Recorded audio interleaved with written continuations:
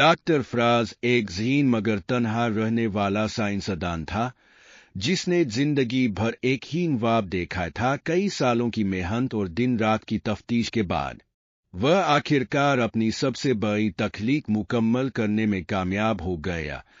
एक आधुनिक टेक्नोलॉजी जो इंसानी आंखों को कैमरों में तब्दील कर देती थी। यह ईजाद किसी भी शख्स को यह सलाहियत फराहम करती थी कि वह अपनी आंखों से देखे गए हर मंजर को रिकॉर्ड कर सके, बाद में उसे दोबारा देख सके, महफूज कर सके या दूसरों के साथ शेयर कर सके। शुरू में यह टेक्नोलॉजी एक हैरानकुन कामयाबी साबित यह हो गई। दुनिया भर के लोग इसे खरीदने के लिए बेचैन थे।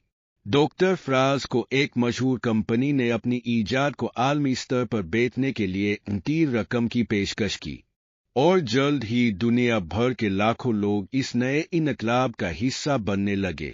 हर कोई खुश था कि वह अपनी यादों को हमेशा के लिए महफूज रख सकता है।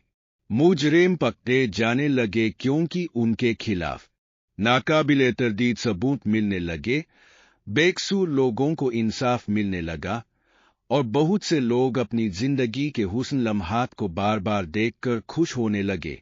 लेकिन जो कोई भी नहीं समझ पाया था वह ये था कि सच हमेशा खूबसूरत नहीं होता।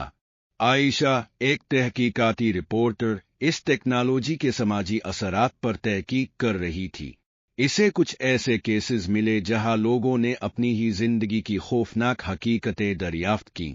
एक शख्स जिसने अपनी शादीशुदा जिंदगी को बेहद खुशहाल समझा था, जब इसने अपनी आंखों की रिकॉर्डिंग देखी तो इसे मालूम हुआ कि इसकी बीवी कई सालों से इसे धोखा दे रही है। गुस्से और सदमे में इसने इसे कत्ल कर दिया। एक और औरत ने बचपन की वो तल्ख यादें देखें जिन्हें इसका दिमाग भुला चुका था। इसके वालिद ने इसे बचपन मुझे जुर्म का निशाना बनाया गया था और अब वह इस हकीकत को सह नहीं पा रही थी। लोग अपनी आंखों से रिकॉर्ड की गई यादों में अपने प्यारों की अयूथी मोहब्बत, धोखा और वो तल्ख हकीकतें देख रहे थे जिन्हें वो कभी जानना नहीं चाहते थे। दूसरी तरफ कुछ ताकतवर संगठन इस टेक्नोलॉजी के जरिए लोगों की जिंदगियों में दखलंदाजी करने लगे।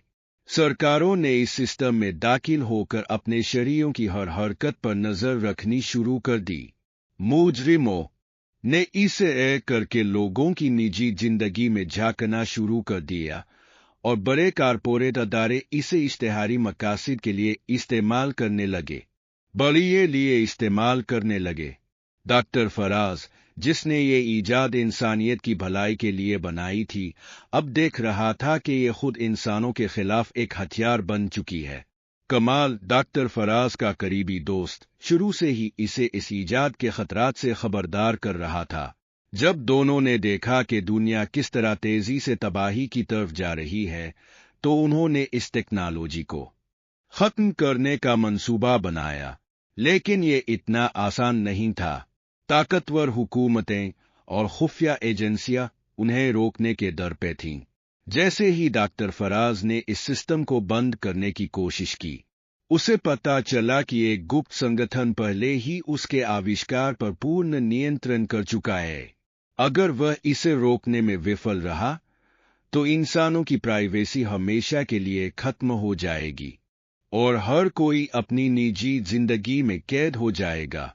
क्लाइमेक्स में डॉक्टर फराज और कमाल आखिरी लम्हे में एक गुप्त कोड के जरिए सिस्टम को नष्ट करने की कोशिश करते हैं। लेकिन जैसे ही वे कामयाबी के करीब पहुंचते हैं, उन पर हमला करके उन्हें कैद कर लिया जाता है।